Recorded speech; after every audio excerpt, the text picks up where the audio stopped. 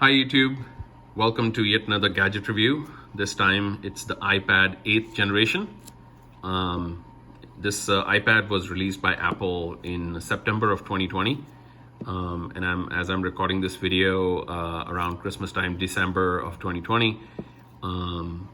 It's a fairly new iPad on the market. This one we picked up in the gold color.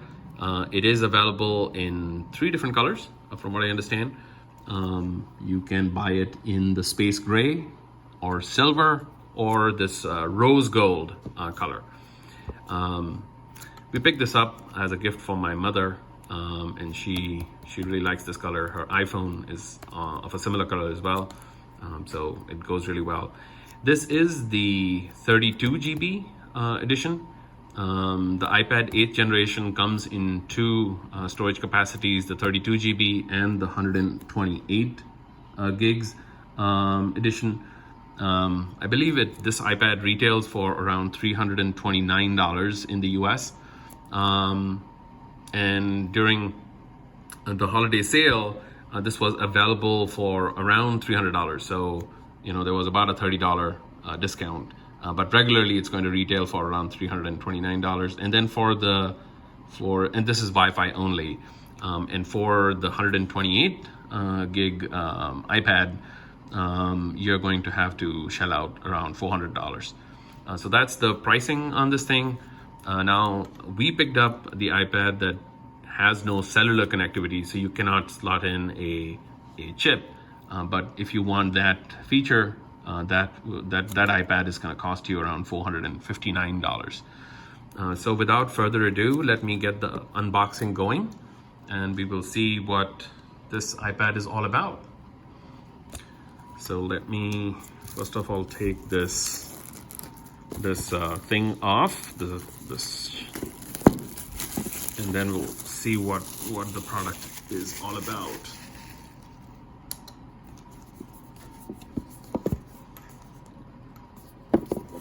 So it comes in the usual really nice Apple packaging.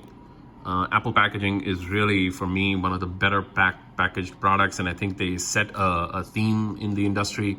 And so now most iPads or other devices from other electronic manufacturers, including Samsung, I think they've upped their game in terms of how they package their product. This is coming in a really nice box.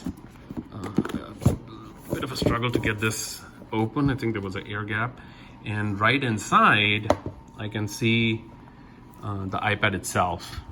The bezel, as you can see, is in white. It's almost like an ivory white, and it does have a nice bezel, so it's not end to end. But let's see what else this box contains. So here's the iPad itself. We'll take off the film and take a look at that. Let me put this aside for a second. And then right in here it says designed by Apple in California. But of course, all iPads are manufactured in China, I believe. So it has this little folder, and it contains some paperwork. Let me take a quick look. Yeah, that's about it. And this thing has some information about safety and handling and other regulatory descriptions. And then there is a quick start type doc, and it talks about sleep wake as a feature. It does have the Touch ID, so the button on here on the iPad, this button right here, is actually Touch ID capable. It does support the Apple Pencil as well. I believe it supports only the 1st generation Apple Pencil, and there is a 2nd generation as well, but I think for this particular iPad it supports the 1st generation only. It has the dock and app switcher, other features that come with the iPad iOS. It does have a smart connector, a lightning connector, not the USB-C connector, so it uses a lightning connector. And we'll see what else is in there. So that's the documentation. In the box itself, there is also our lightning connector. I'm sure most people know what this is by now. And then here is the adapter to put into a wall socket. So this end is, I think it's a USB-C. Anyway, let me take this out and take a quick look here. Yes, this one is the lightning connector, but as you can see, the other end is a USB-C connector to go into the power brick. But in the device itself, you're going to use the lightning connector. So that's that. Let's see if it contains anything else in the box. No, I think there is nothing in there. You can't really take it out. So that's it. It's pretty minimalistic. It doesn't contain too much. Let me take a quick look at the box itself and see if there's anything else to be expected. Nope, that's it. That's it. So as far as the iPad itself is concerned, really sleek looking. You know, something that we all appreciate about Apple products. It has this gold is a rose gold, so I don't know how well it's going to show up on the screen, but it has a metallic type finish to it. You know, as far as size is concerned, I think it's a good size. The model on this one is A1270, and I think it's a, you know, as I was saying earlier about the bezel itself is actually pretty nice to hold. I think for what we wanted this, I think it's great because you're not concerned about, you know, touching the screen when you don't want to. But increasingly, the trend has been to eliminate bezels altogether, which I'm not a big fan of. So let's see, in terms of some of the features of this iPad, it supports the new A12 Bionic chip, which is considered 40% faster in terms of CPU performance from the previous generation. And then the screen itself is a Retina display. So from end to end, it's about 10.2 inches, which is a pretty decent screen size for what you usually use an iPad for, you know, watching movies, for other applications, you know, anything that you need a big screen for. The A12 Bionic chip, that's something I wanted to mention a little bit about. It's obviously one of the newer generation chips that Apple came out with that's on this iPad. And what it's great for, it actually has good support for machine learning and applications that need that. And then also for motion tracking in AR, in augmented reality. So if you're going to be using apps that do you know, have that kind of capability, the hardware is now going to support it. So your chances of actually supporting that is much higher. In terms of the the Apple Pencil, you know, it does support the Apple Pencil. It supports the Touch ID support. We already mentioned that. And then the iPadOS 14 is something that it's also going to support. So it supports obviously the iPadOS 14, which is one of the latest generation operating systems for this machine. Any iPad actually is going to support it, but it comes out of the box.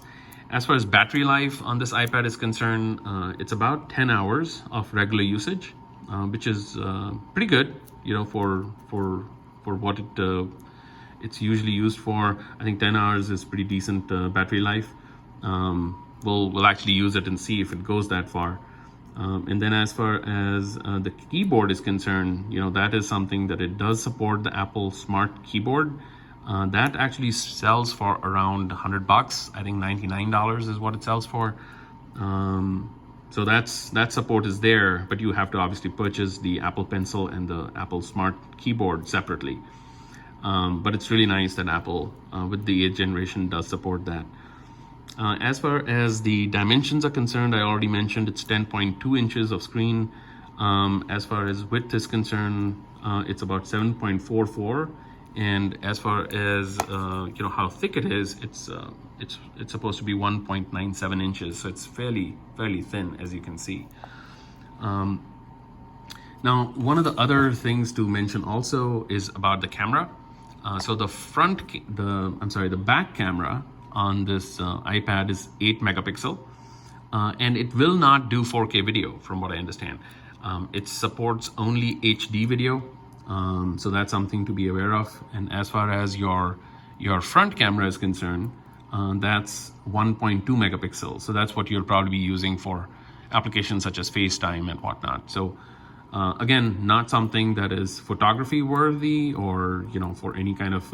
But if it's a casual video chat or a quick picture you want to take of something, it's absolutely fine.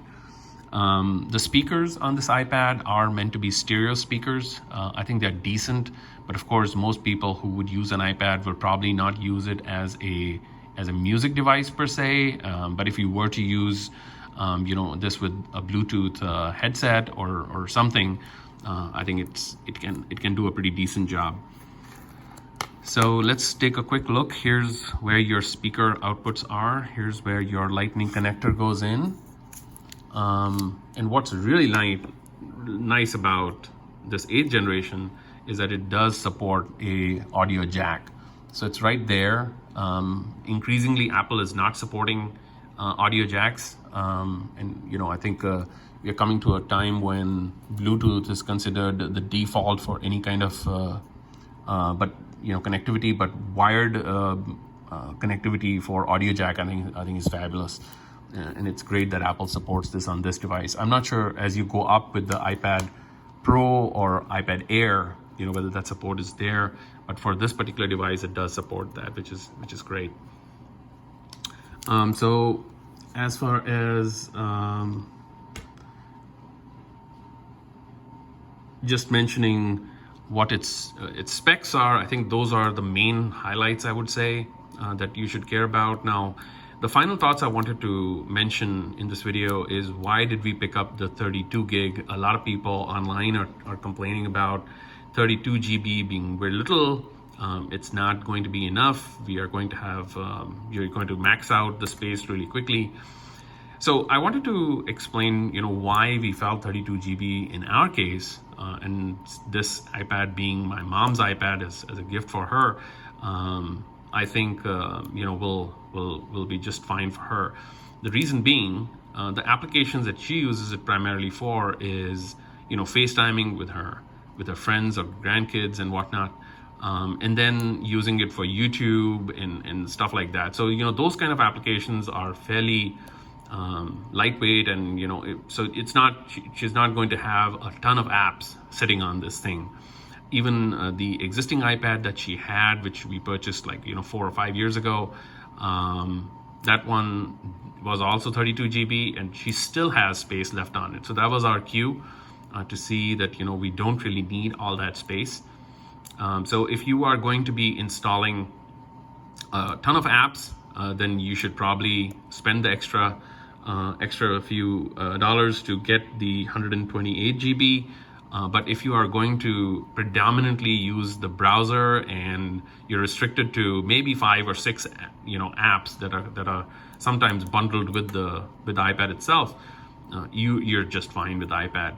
And if you do have the subscription to the Apple iCloud service, then obviously then there are no limits at that point, except for how much more memory or how space you want to purchase. So those are our thoughts. For our kind of a need, it meets the purpose. And I think if you have a similar use case, I would suggest you go with 32 GB. You're going to be fine, but just be aware that it's not something you're picking up because you want to install a ton of games or other stuff that's memory or storage hungry. So again, a quick video to share this iPad with you guys. I think it's a pretty decent deal, compared to some of the other competitors. I think iPad still is one of the better tablets out in the market, and with the 8th generation at the price point Apple released it, I think it's a home run.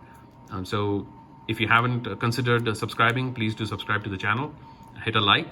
if you like this content, and there's more coming. So thank you and have a great day. Bye-bye.